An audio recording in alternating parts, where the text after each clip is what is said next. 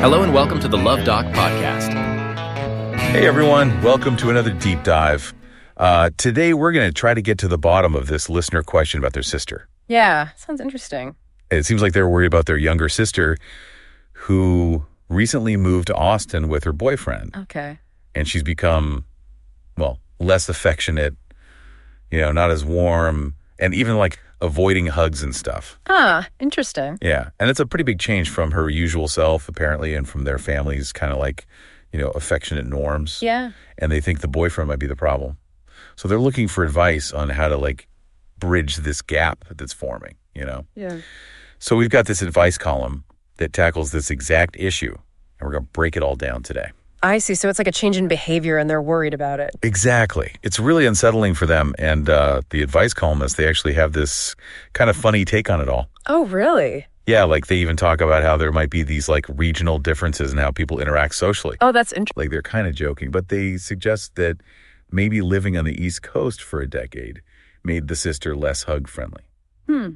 I guess I could see that. And they even say that maybe all the stress of living in a big city could like contribute to people being more guarded with physical affection. You know what's fascinating is that there's actually some scientific backing to that idea. Really? Yeah, think about it being exposed to crowded, stressful environments. Like, imagine being on a packed subway every day where people are constantly like in your personal space. Oh, yeah. I can see that. Right. And over time, that could totally make someone more guarded, even with loved ones. So basically, like 10 years of that kind of environment could have unconsciously influenced her behavior, making her less into hugs, even if she still cares about her family. Exactly. It might not be that she loves them less, but maybe her way of showing affection has just changed, That makes a lot of sense. Now, the columnist also kind of humorously compared this to like the stereotype of Texans being big on hugs. Right. And while I don't want to fall into stereotypes myself, it does bring up an interesting point. The sister now lives in Austin, Yeah. a city known for being more laid back. Yeah. So why hasn't she gone back to her old affectionate self? Right. That's the million-dollar question. And this is where the listener's suspicion about the boyfriend comes in. Oh, right. They think he might be influencing her behavior, especially because he seems kind of distant himself.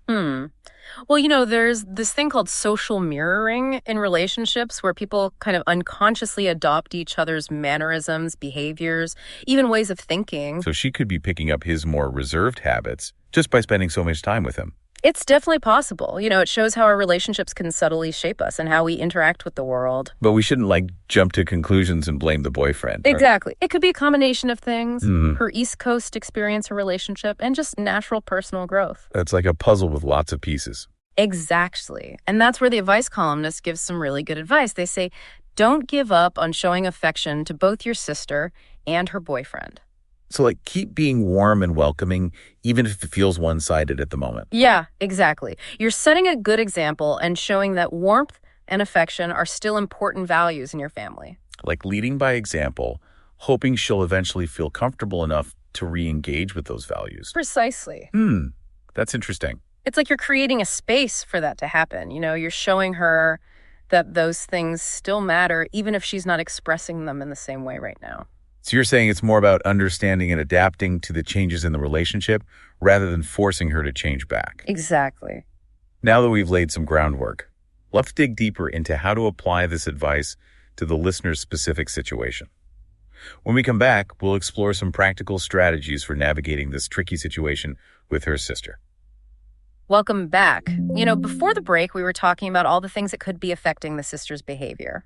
And we were getting into this idea of leading by example with warmth and affection, Right, even when it feels like she's not meeting us halfway. Exactly. And you mentioned this norm of reciprocity thing. Yeah, could you talk about that a bit more? Especially in this specific situation with the sister. Sure. So it's like this deeply ingrained social expectation that when someone's nice to us, we want to be nice back. Okay.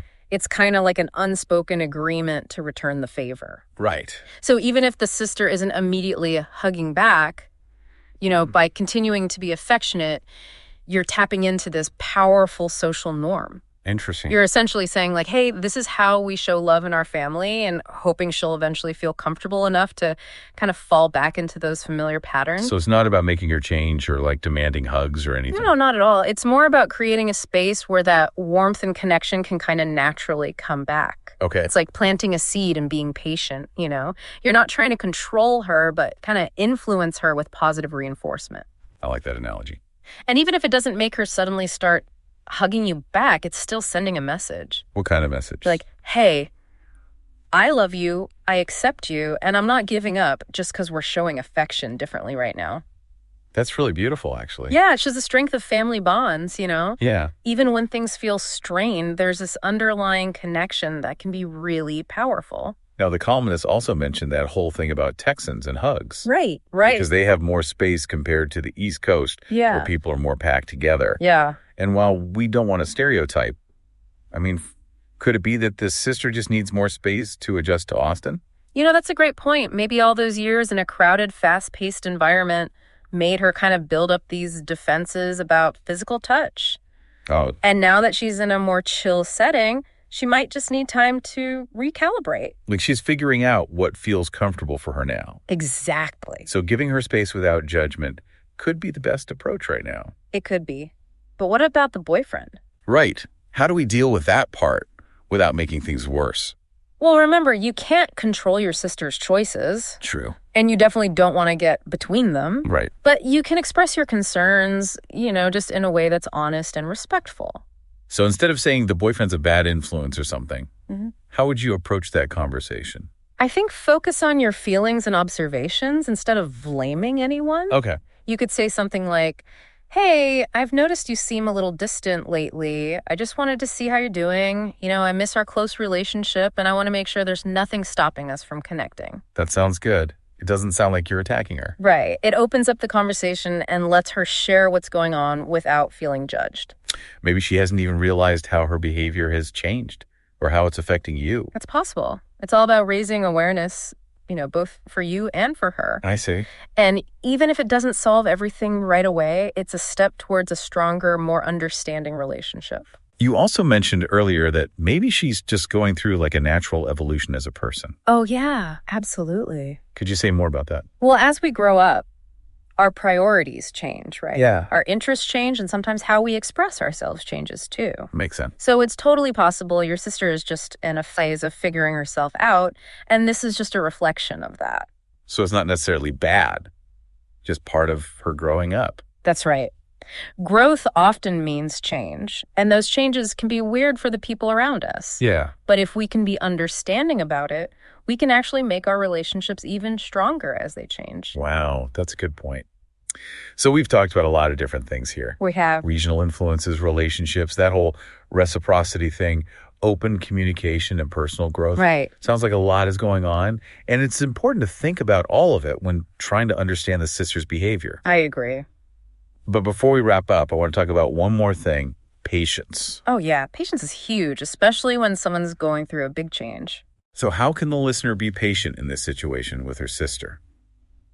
So we're back, and I got to say, this deep dive's been pretty fascinating. Yeah, it's amazing how much we've uncovered just from this one listener question. Right, like starting with this concern about affection and ending up talking about regional differences, relationships, even social mirroring. It's wild. It just goes to show you how much is going on beneath the surface sometimes. Totally. And, you know, before the break, we were emphasizing the importance of patience. Right. As the listener navigates this whole thing with her sister. Yeah.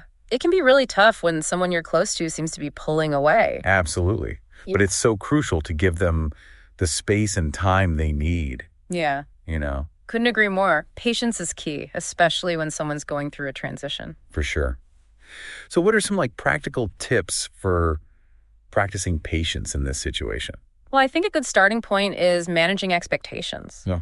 You know, you mentioned hugs are a big thing in their family, so it's totally normal to feel hurt when that's not being reciprocated. But it's important to remember that maybe the sister is showing love in different ways now. Like how? Well, pay attention to other things, you know, like phone calls, texts, any attempts to connect, even if they're not super affectionate. Oh, I see. So shifting the focus from what's missing to what's still there. Exactly. Maybe she's not a hugger anymore, but maybe she's become a better listener or more thoughtful in other ways. That's a really good point. And remember, patience also means being okay with silence sometimes. Oh, like not feeling the need to fill every gap in the conversation. Yeah, exactly. You don't always have to jump in with advice or try to fix things. Just be present and listen. Exactly. Sometimes that's the most supportive thing you can do. It's about creating that safe space for her to open up when she's ready. Exactly. And another thing about patience is accepting that you might not see results right away. Like it might take time for her to warm back up. Yeah, and to fully explain what she's going through. So it's about trusting the process and believing that those efforts to connect will eventually pay off.